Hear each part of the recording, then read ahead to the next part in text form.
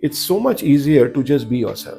In fact, that reminds me of another conversation that I was having with a friend recently. So she's 58 and she's also, been a corporate person, and how corporate life is. Again, there's all kinds of pressures of expectations all around you. And she said, for the first time in my life, I am doing what I really want to do, and it seems like I have cut out the noise. I mean, I was particularly, sort of impressed by the choice of this word, cutting out the noise, because that's it, isn't it? Most of the time it's the noise. It's that performance that we are doing. It's like constantly living up to others' expectations. And when you realize that and you decide that, in my 50s, in my 60s now, I don't need to do that, is almost, it's like a new awakening of sorts. So that's the opportunity at this point.